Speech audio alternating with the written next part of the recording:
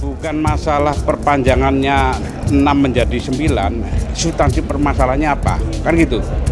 Substansi permasalahannya ini sebenarnya masalah proses demokrasi, demokratisasi kan.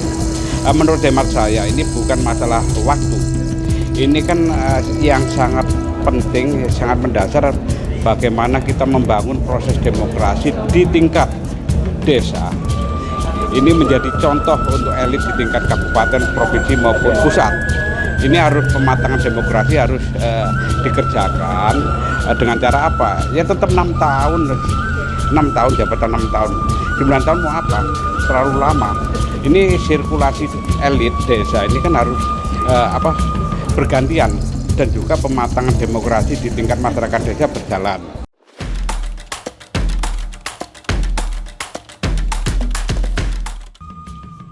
Jokowi setuju kepala desa perpanjang masa jabatan dari 6 ke 9 tahun.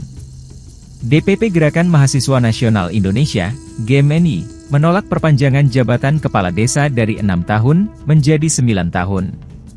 Belum lama ini, para kades se-Indonesia berunjuk rasa di gedung DPR RI Jakarta, untuk mendesakan tuntutan perpanjangan jabatan 9 tahun.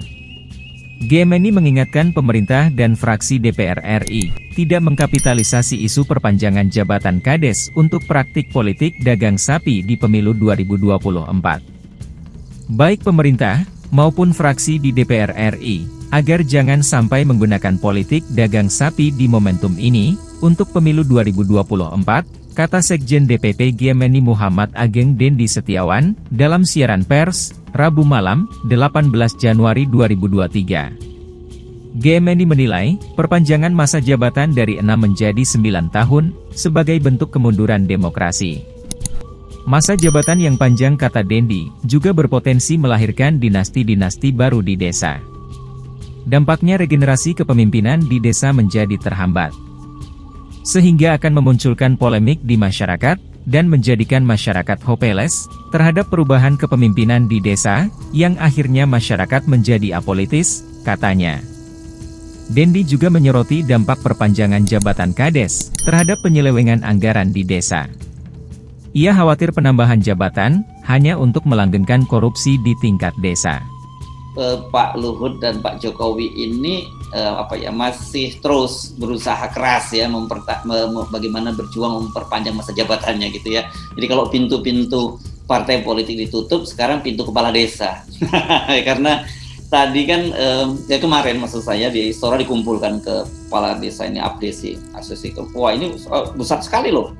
Jumlahnya ribuan dari seluruh Indonesia. Kalau di Istora Senayan kan dananya gede, tapi tadi menurut mereka sebenarnya mereka mau keberatan TK dengan Pak Jokowi, tapi dilarang oleh Pak Luhut. Kenapa Pak Luhut yang jadi yang larang ya? Urusannya apakah investasi udah masuk ke desa-desa ini? Kenapa Pak Luhut yang yang bikin orkestrasinya? Jadi sebagai konduktor dia mesti larang. Karena misalnya instrumen latar belum tiba, kira-kira begitu. Jadi memang ini panitia yang mesti lengkap. Karena itu tadi langsung terbaca bahwa memang ambisi puas itu nggak bisa dihentikan. Tapi kita udah duga dari awal kan bahwa ini akan berlangsung terus. Nanti juga akan ada ikatan alumni macam-macam perguruan tinggi akan dikerahkan juga dengan cara yang sama. Jadi kelihatannya ini Presiden Jokowi dan rejimnya ini nggak punya ide lain tuh selain meniru-niru pekerjaan Orde Baru. Kan ini semuanya teori Orde Baru tuh. Dulu juga begitu, sama kepala desa dikumpulin lalu bikin keberatan tekad. Tapi Pak Harto bisa melakukan itu karena ada semacam kepercayaan bahwa pembangunan harus dijalankan terus-menerus gitu. Jadi teknokrat Pak Harto kompak untuk bikin itu. Kalau sekarang teknokratnya berantakan, karena teknokratnya berantakan dicari cara dengan ini amplop kepala desa pasti tebel-tebel lah.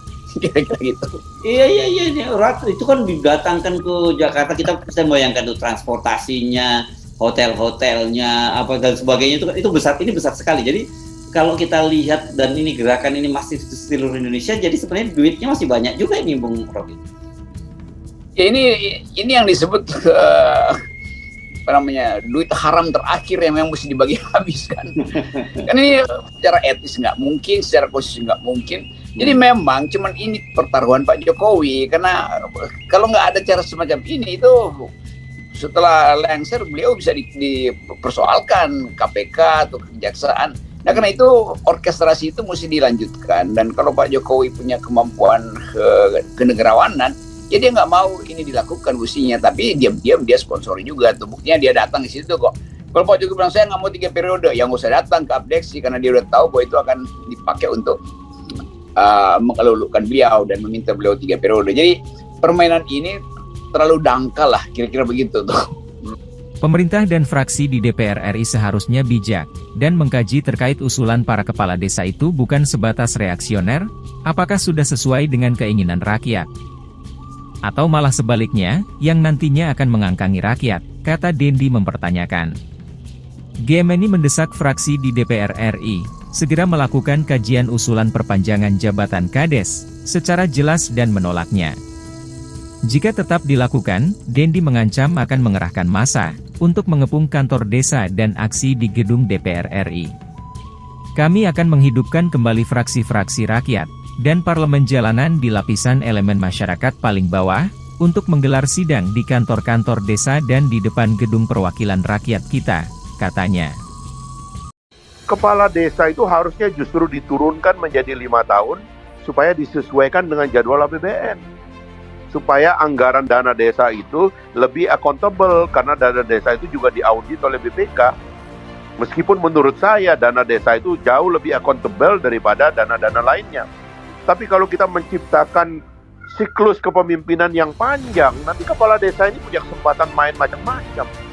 Orang mau menyaingi dan menghadirkan pemimpin kepala desa baru yang lebih bagus, yang lebih cermat begitu, jadi tidak bisa, karena kekuasaannya itu justru malah diperpanjang gitu loh.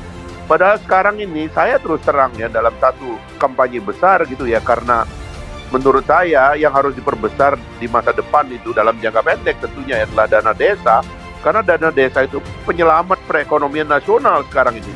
Dengan mengalirnya dana desa ke daerah, perekonomian desa itu tumbuh.